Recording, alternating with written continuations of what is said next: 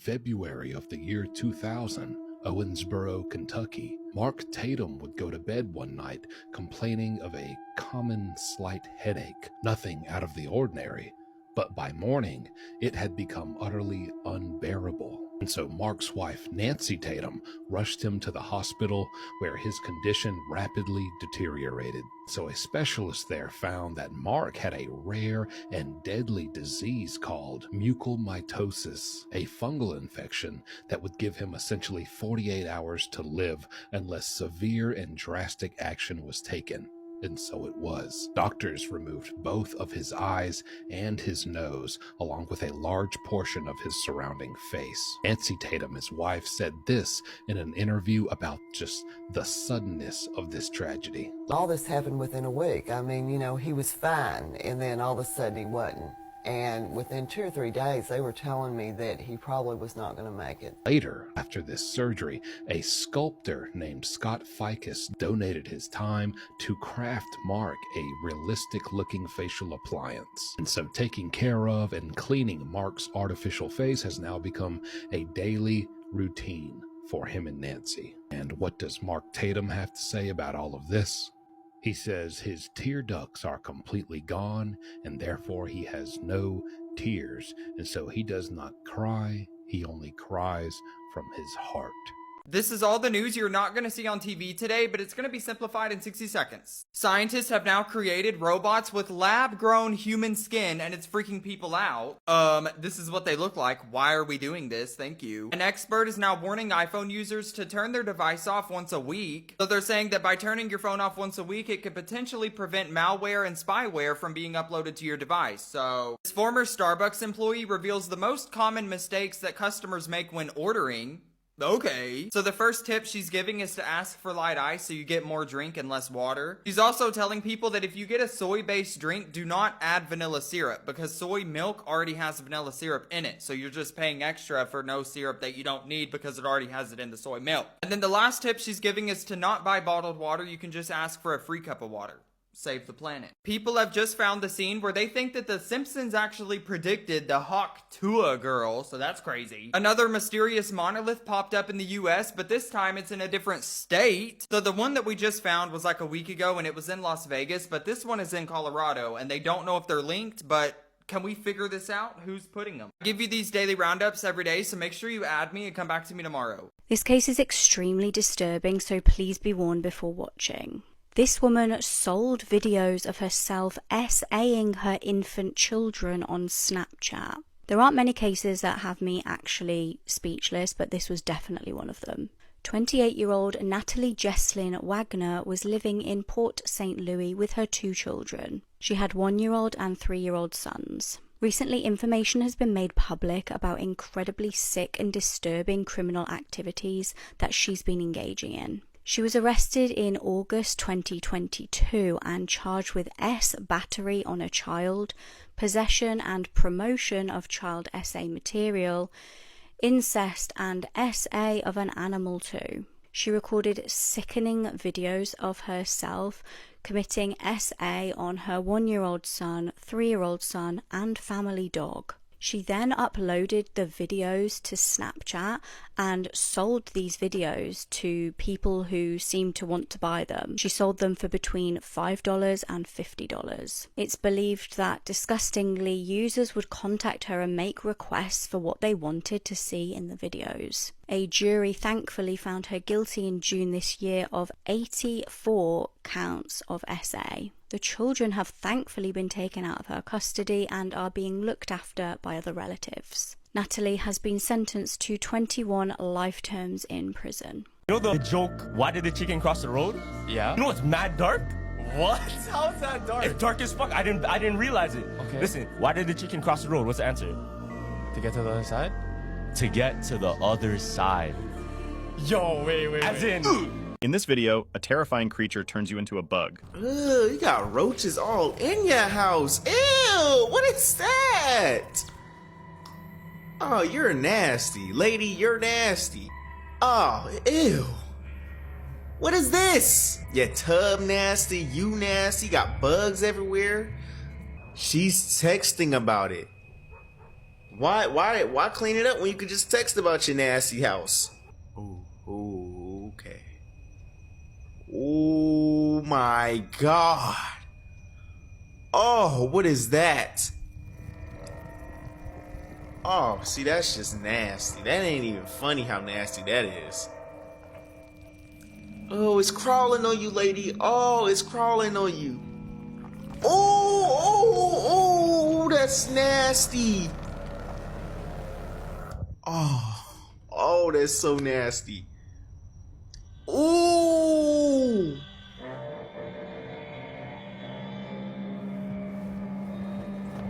Oh. Whatever happened to Grace VanderWaal? Just a few years ago, Grace VanderWaal took the nation by storm with one of the greatest America's Got Talent performances we've ever seen.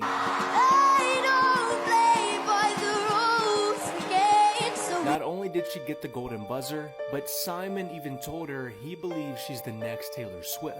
And of course, she went on to win the whole thing, and for a short time, she was one of the biggest names in America at just 12 years old. When she officially launched her music career, she had massive success. Her first single landing on the top charts, her first album garnering over 50 million views on YouTube. She even went on 2 tours and opened up for Imagine Dragons. And as she began to grow up, her music began to change. And with her music change, her style changed too. As the views gradually went down, it became clear that she might never reach that Taylor Swift comparison. But the question is, did she ever want to? Like and follow for part 2. Archaeologists confirmed there's something more under the Sphinx, and then they changed their minds. John Anthony West and Robert Shaw claimed in 1995 that they uncovered a network of previously unknown tunnels beneath the historical monument, from which the Egyptian authorities quickly banned them from continuing any research. And who was the main dude behind this move? None other than Zahi Hawass, who for the longest time was quite literally the gatekeeper of all findings surrounding the Egyptian pyramids. Former Antiquities Minister of Egypt, any discoveries about ancient Egypt had to go through this guy. He himself called the findings American hallucinations, effectively deeming them lies and misinformation. I sure know about that. But then in 1996, 1 year after the ban, the Egyptian government approves an excavation project around and under the Sphinx, led by Zahi Hawass. They even released promotional videos of Zahi entering tunnels beneath the Sphinx, something he had called absurd just a year earlier. In one clip, he even enters the Sphinx through a hole, goes deep into its subterranean caves, and claims that even Indiana Jones will never dream to be here. He goes on to say, all on record, "We are now inside the Sphinx in this tunnel. This tunnel has never been opened before. No one really knows what's inside this tunnel, but we are going to open it for the first time." His words, all quoted on record by Mr. Gatekeeper himself, basically suggesting they had just uncovered the greatest archaeological finding of the century just a year after calling it misinformation. Then, 2 years later, out of nowhere, Hawass immediately shuts down the entire project and absolutely insists there's nothing down there. And nothing is under the Sphinx at all. What you believe, it's nonsense. What? He outright denies the existence of anything interesting found beneath the Sphinx, even though he literally recorded himself going into them and hyping them up just a few years earlier. There are even many well-documented reports that confirm there are holes that go into the Sphinx, like the one on top of its head, now sealed with concrete, or this one on the side here, which has since been blocked by giant stones. Here's Zahi himself on video curiously looking into a now sealed entrance that he claims has nothing to see. When asked about it, he just says they already looked in all these holes and tunnels and there's nothing down there. That they're all just makeshift shafts that were dug in centuries later by tomb raiders. But if that was the case, why block all these tunnels off like this and stop anyone else from exploring them? Even if they were just plain old boring tunnels, it's still Egyptian history worth mapping and documenting potential use cases for. Many fringe theorists claim this is part of the surmounting evidence that the Sphinx is much older than it's widely accepted 4,500 years. Did they find something down there that could support that crazy theory and they're just not ready to rewrite our entire understanding of ancient history? Because they did the same thing with the Osiris Shaft, a deep complex found underground between the Sphinx and the second pyramid. A series of shafts cut into limestone bedrock that goes about 100 feet underground. It goes down 3 levels, and way deep down after the 3rd shaft they found a side tunnel, again confirmed by Hawass, who claimed it is yet to be explored and that we don't know what's down this mysterious opening. Well, it used to be open. Now it's been intentionally sealed off with cinder blocks, just like the tunnels under the Sphinx. All of these areas, the Sphinx tunnels, the Osiris Shaft, are completely off limits to the public. Well, no shit, they're f***ing blocked. No videos or photos of the inside of any of these deeper tunnels have ever been released either. They just say nothing to see down there, block them off, and stop talking about them without showing us anything. The fact that these leading Egyptologists first confirmed these deep underground passages exist, meaning they're not rumors, and then they go, oh, never mind, don't look there, and completely block them off from further exploration makes you wonder, what did they find down there? Whatever happened to Darcy Lynn? It's now been 6 years since Darcy Lynn had one of the most memorable performances in America's Got Talent history.